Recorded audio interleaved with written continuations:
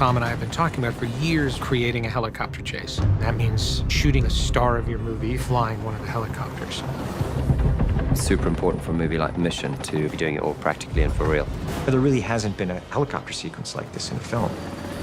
Tom is gonna do this in a chopper. This is insane. This is probably the most challenging sequence I've ever been involved in, and I've been doing it for 48 years. I'm trying to think of anything that is not dangerous in the aerial sequence.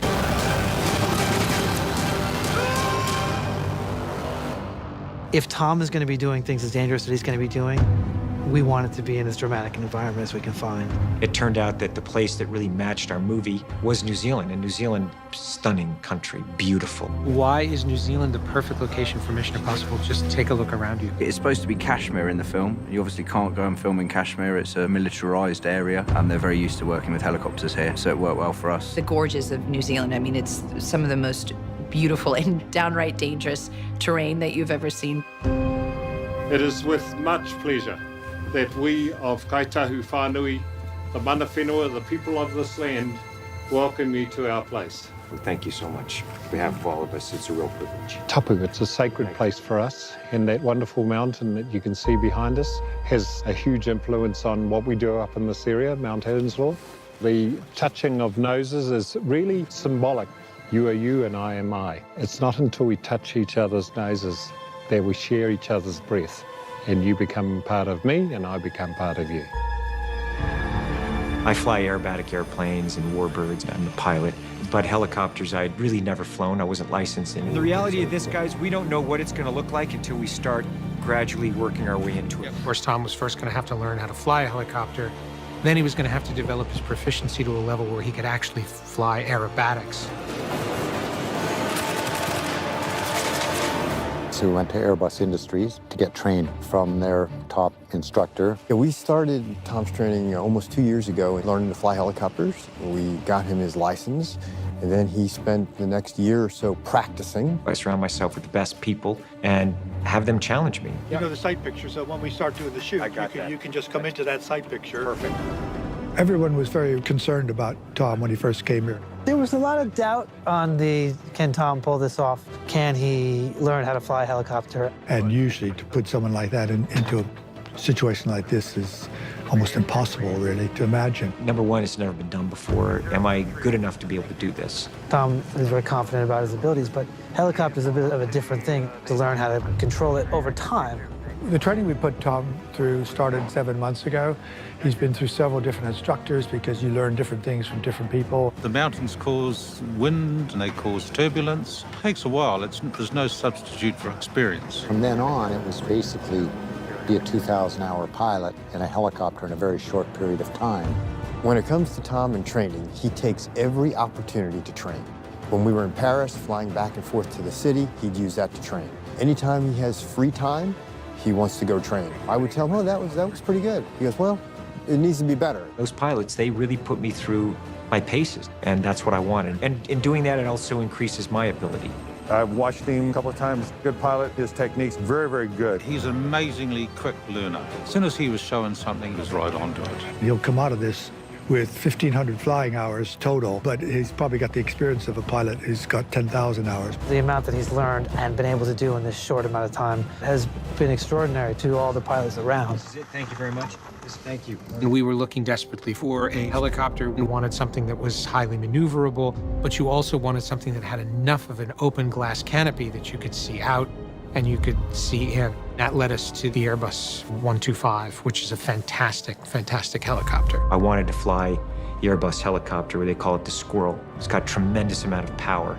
The H-125 is a very powerful aircraft. Did rescues up on Everest. Probably the most powerful little single-engine helicopter around. I'm going to learn this aircraft so that I can do these things. Better extreme with helicopter. The helicopter that I'm maintaining is the H-125. I'm the one responsible when I sign it off. Whoever flies the aircraft is going to be safe in it. That's my job. Yeah, I check it all the time. I can judge pilots by how they act around the aircraft. Do they follow checklist? This guy does. Very impressed. Most aerial chases you'll see from a helicopter, we don't usually turn the cameras in. Really, we need to develop a whole new program, whole new lens package and mounts. So we've developed these rigs over the last couple of months where we can basically hard mount cameras. Well, in the 15 years that I've been building camera mounts, we always try to get the camera mounts as close to the aircraft as possible because the tighter in you get, the more stable they are. But now we're seeking to put them way out in space, and that's been a challenge. We had to go experimental mode on this. Everything is way beyond what you could get certification on a normal, everyday commercial flying machine. We have to imagine with all these components, with the minimum of vibration, really safe for film. I think it's the most important challenge. There's no instruction manual. There's no expert in it who can tell you how best to utilize the tools that you're using. We were completely at sea for the first few days, and every day we got a little bit better. Helicopter friends, head to your helicopter. The days are very short here now. It's 8 or 9 hours of daylight in New Zealand in the winter. Every minute of daylight is precious.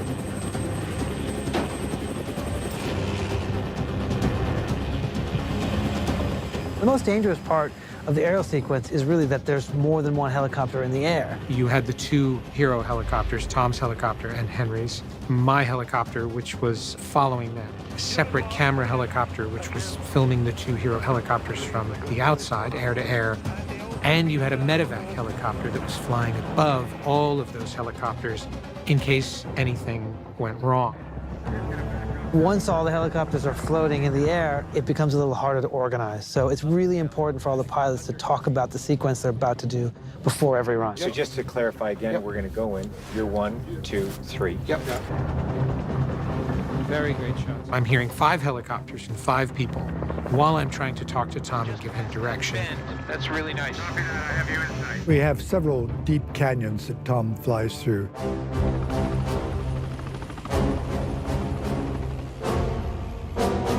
I think someone mentioned if anything happens, there's no way to recover you.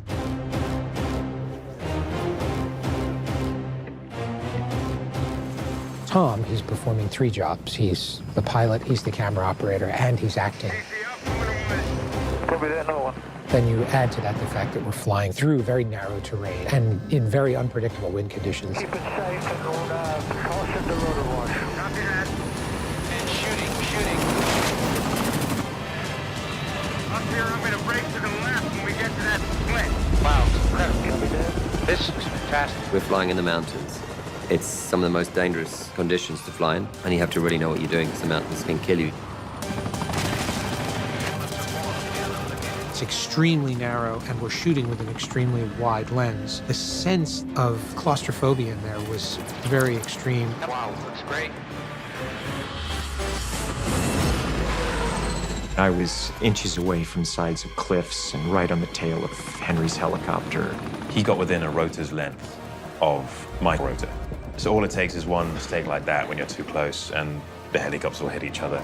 Tom, were you happy with that run? We loved it. First time we did it, I just watched it in playback. I saw how close they were to the canyon walls, and suddenly I went, oh my God, I can't believe that. Through the mountains, through the gorge. Oh my gosh. The skill which it takes and the nerve to pull off a stunt like that and get that close to mountains and that close to cliffs, remarkable. I'm telling you, it was freezing when we were flying around in New Zealand, and the things that we were doing, it was extreme. Henry freezing himself to death in the back of this 145 helicopter, being tossed around. I'd never heard Henry complain about it. He was always very committed when the camera rolled and incredibly professional. And did that a number of times in absolute, sometimes blizzardous conditions. He was an absolute trooper. How was performance? Performance is great. Very good. If it's good, it's good. Tom was determined to learn this aerobatic maneuver, which was a Corks Return. And do those spins at very low G and be able to pull out at very low level. Which is basically, it's an alpine descent. The risk of that is you can overspeed the rotor head and the blades. And if they overspeed for too long, they just literally pop off, and then you're just a rock that drops.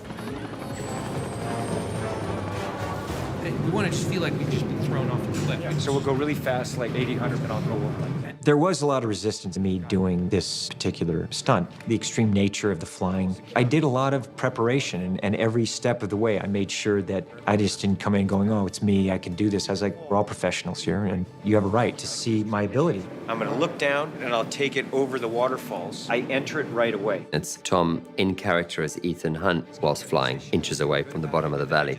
You have to really be on your A game. Okay, guys, let's go. We ready? TC is lifting, TC is lifting. We're rolling and ready when you want to go. Yeah, let's do the dive. I'm going to brake to the left.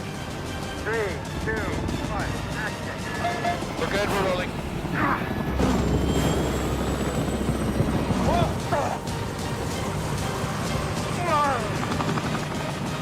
Oh, God. Whoa, that's incredible. To see a helicopter just dropping out of the sky like that and corkscrewing that far down, I, on a number of times, was like, he's going to die. That was really nerve-wracking to watch, but he did it. He pulled it off. How was that, McHugh? Very upsetting here. Well, I guess that's a trend. Absolutely. I know that everyone sighed a massive sigh of relief when we finished there. I think we're all very proud of what we accomplished. A aerial sequence where the star of your film is also flying the helicopter. No one's ever going to do this again.